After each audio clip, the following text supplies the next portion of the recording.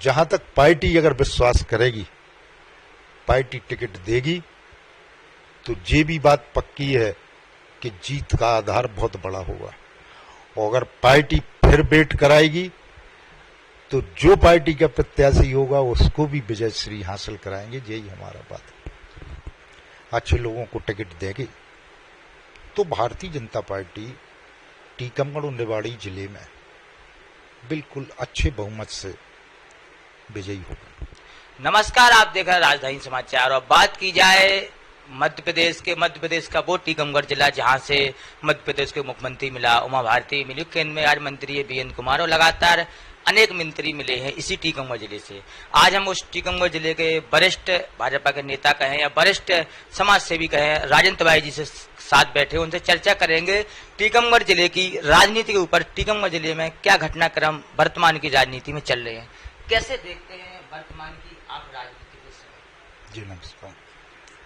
वर्तमान की राजनीति में कहीं से भी चर्चाओं के विषय जरूर आते हैं कि भारतीय जनता पार्टी नगरपालिका स्तर पर या ग्रामीण स्तर पर इन नगरीय निकाय और पंचायतों के चुनाव में कहीं कम दिखते हैं।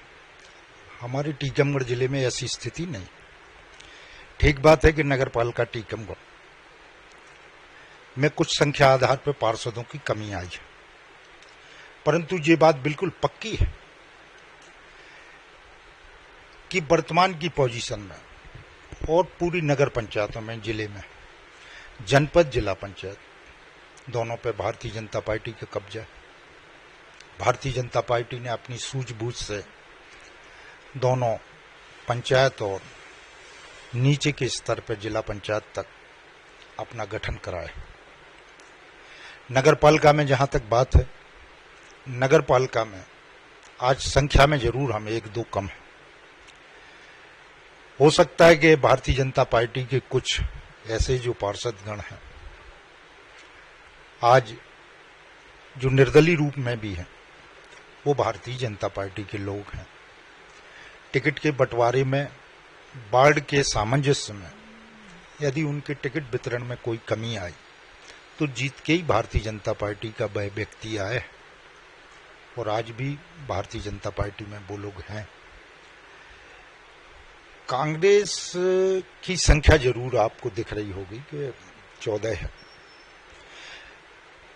मगर उनके बीच में आपसी सामंजस्य, उनके बीच में काम करने का तरीका आपने पहले ही देखा होगा। उनका जब प्रदेश में उनकी सरकार थी तो उनकी नीति रीति, आपसी मतभेद, इन सब के बीच में उनकी मध्य प्रदेश की सरकार भी नीचे गई।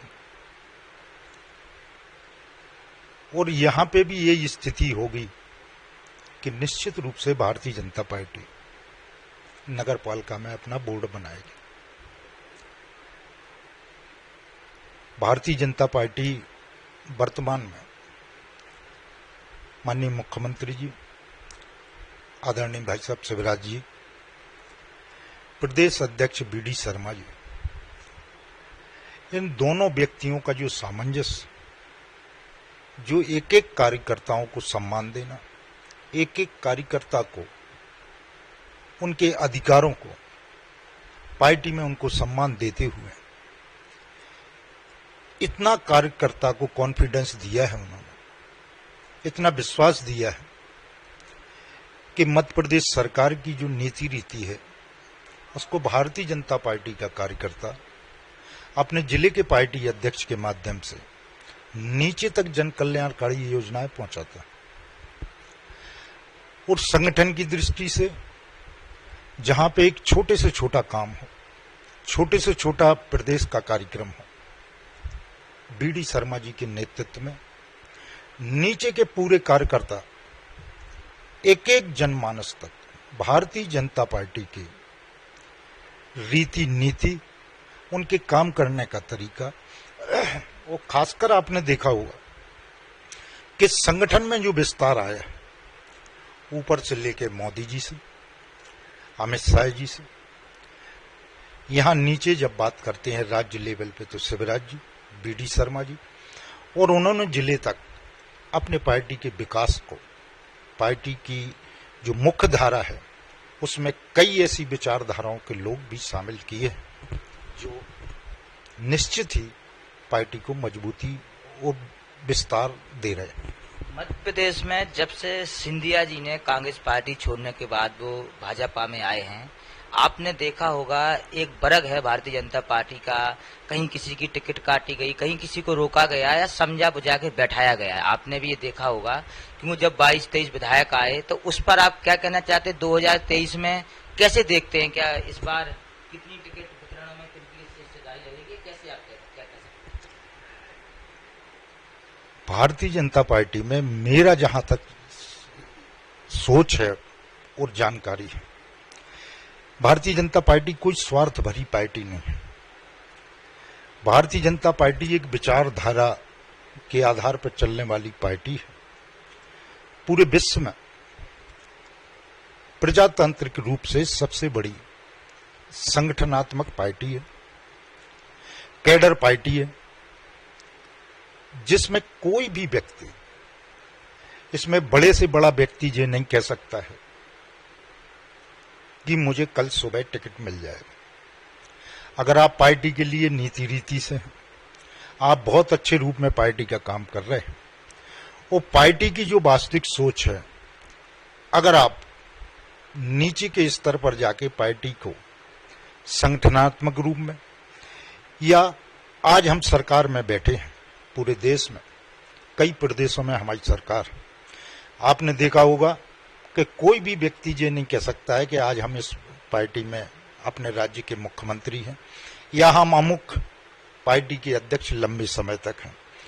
ना आज भारतीय जनता पार्टी में कोई व्यक्ति ये कह सकता है कि हम टिकट के दावेदार हैं और हमें टिकट ही प्राप्त हो जाएगा।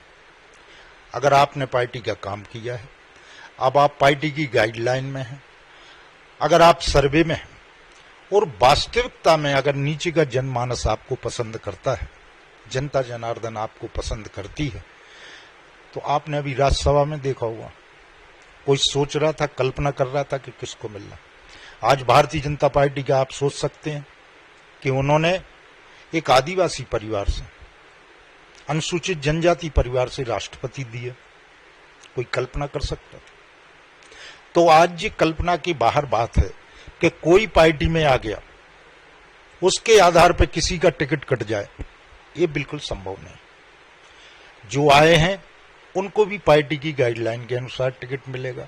जो पात्र व्यक्ति पहले से भी भारतीय जनता पार्टी में थे, वो गाइडलाइन के अनुसार भी टिकट प्राप्त कर सकते हैं, परंतु पार्टी संगठन, पार्टी की गाइडलाइन, इनका जो पालन करेगा वो निश्चित ही उस जगह तक पहुंचेगा। लेकिन 2023 जो 20 का जो चुनाव था, जब सिंधिया जी ने की, तो कहीं न कहीं कुछ सीटों में तो आपने देखा होगा हेर बदल हुआ था, सीटें बदली गई, किसी को नहीं दिया। चाहे आप सांची विधानसभा देख लो, सेजवाल जी की देख लो, या दमोह में देख लो, हमारे जयंत मलेरिया जी की देख लो, बुंदेलखंड में भी ऐसी बहुत सारी, गोविंद सिंह राजपूत की देख लो, पारोल साहू को उसमें जाना पड़ा कांग्रेस में, आपने देखा होगा। बहुत सारे आप बुंदेलखंड में जाना आना रहता है। जैसे पारुल साहू पे बात कर लें अपन, पारुल साहू जी को कायदे से सम्मान था कि नहीं?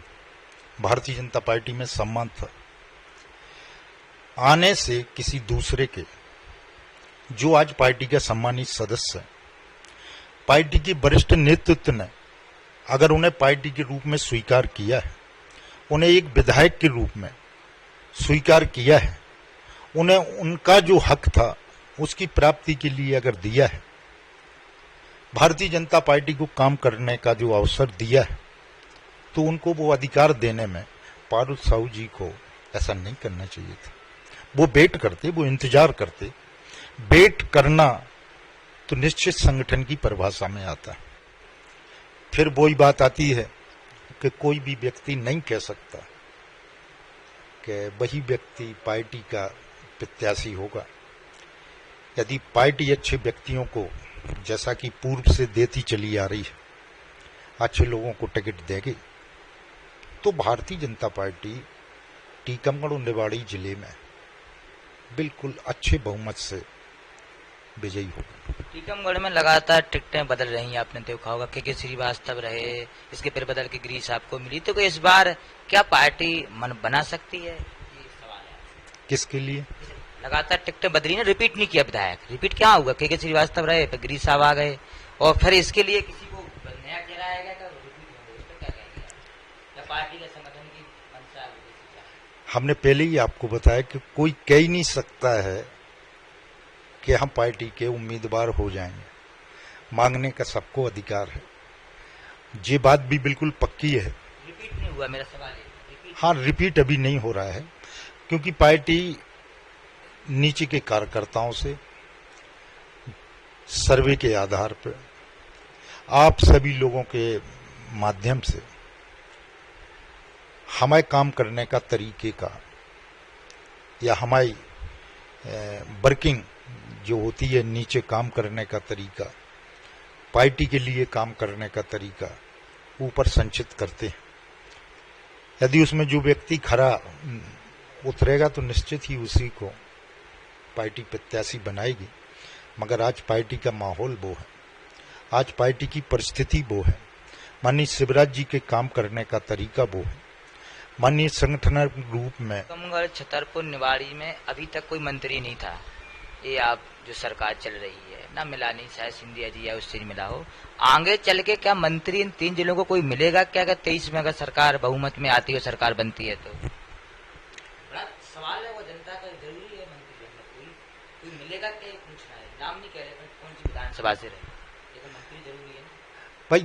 आज भी संभव था, हमारे यहाँ पे पहले भी हरिशंकर खटीक जी मंत्री रहे, मगर वर्तमान में उनको महामंत्री और संगठन की प्रदेश की जिम्मेदारी दी है, बहुत बड़ी जिम्मेदारी पे है, वो संगठन का काम कर रहे हैं और उनका तो सम्मान आज मंत्री जैसा है।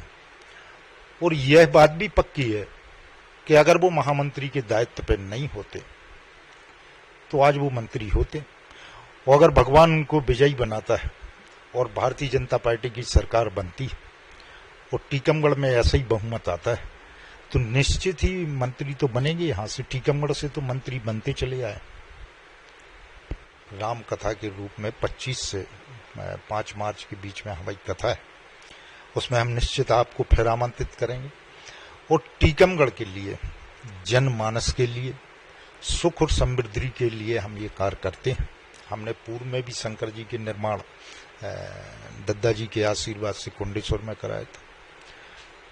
जनमानस के बीच में किसी न किसी माध्यम से उनके सुख दुख में शामिल होने के लिए हम पहुंचते रहते हैं, और आप ही के माध्यम से हम अपनी विचारों को शीघ्रता से उन तक पहुंचाते हैं। बागेश्वर धाम के भक्त आए तो उनके लिए क्या संदेश देना चाहते हैं, कथा सुनने के बाद क्या आप अपनी ओर से क्या संदेश देना चाहते हैं? कैसा? बागेश्वर धाम के गुरुजी यहाँ आएंगे, उनकी कथा होगी, तो आप भक्तों को क्या संदेश देना चाहते हैं, कैसे पधारे हो, क्या संदेश, क्या गाइडलाइन? भीड़ बड़ी तादाद भीड़ होती है। हाँ, पिछले बार भी 80-90 हजार आदमी था। इस बार हमें ऐसा लगता है कि करीब 2 लाख के आसपास आदमी उसमें होंगे, श्रद्धालुगण। बहुत सच्चे मन से पूरे देश से आदमी उसमें आता है। पिछली बार भी लोग बाग आए थे। पूज्य गुरुदेव भगवान की भी ऐसी आज्ञा रहती है कि जो लोग भी यहाँ आए उनके रुकने, प्रसादी और भगवान के, गुरुदेव भगवान के दर्शन करने के लिए हम सुगमता उनको उपलब्ध कराते हैं। लहसुन प्याज खासकर बंद करने का उसमें मुख्य भगवान गुरुदेव भगवान की बात रहती है। अच्छे मन से श्रद्धालु यहाँ आते हैं, और बागेश्वर भगवान की तो ऐसी कृपा है गुरुदेव भगवान कि जो वास्तव में लंबे समय तक बीमार, असाध्य बीमारियां, जिनके घर में ऊपरी कोई परेशानियां, इन सब का निदान वो तुरंत करते हैं। इस टीकमगढ़ में पिछले साल हमने जो जनवरी की 5 तारीख को कथा कराई थी, आज हमारे पास लिस्टेड है कि टीकमगढ़ जिले की तीनों विधानसभाओं में आज हमारे पास 27,000 लोगों की जो सूची है जिन्होंने लहसुन प्याज भी अपने परिवार में वर्जित कर दिए।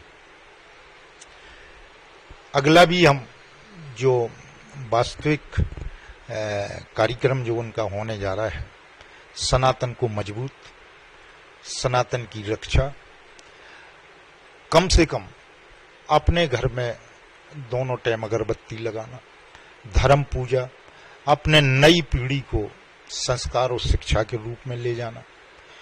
वो गुरुदेव भगवान से हम केवल इतनी ही प्रार्थना करेंगे इस कार्यक्रम में कि जब वो पधारें तो हमारे यहाँ के टीकमगढ़ जिले और आसपास के जिले से आए हुए लोगों को, जैसा कि वो अभी दतिया में आशीर्वाद दे रहे हैं, सबको आशीर्वाद प्रदान करें, सुखी और समृद्धि हमारे जिले में आए, ऐसी हम बागेश्वर भगवान से प्रार्थना करें। गुरु जी का आशीर्वाद तो आपको मिल ही रहा है, क्या पार्टी ने चाहा अगर टिकट मिलती है तो भक्तों का आशीर्वाद भी आपको मिलेगा?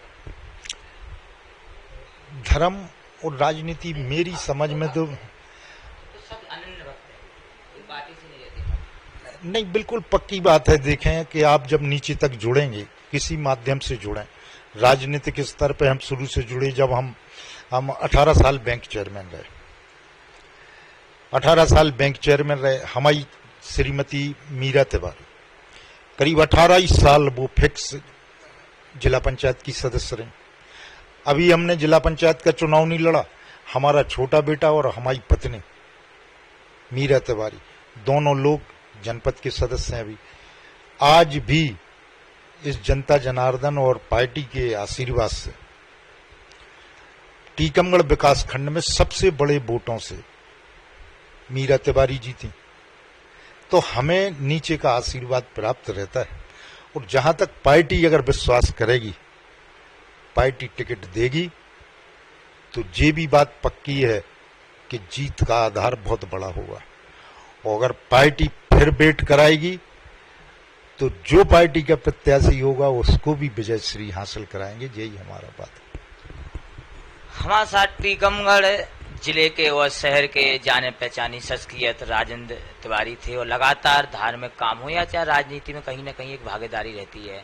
आने वाले समय में बागेश्वर धाम की जो कथा होगी वो भी दिखाएंगे आपको। जुड़े रहे हमारे साथ। राजधानी समाचार से नीरज विश्वकर्मा की report, Tikamgarh, Bundelkhand, Madhya Pradesh. Subscribe now and press the bell icon. Never miss an update.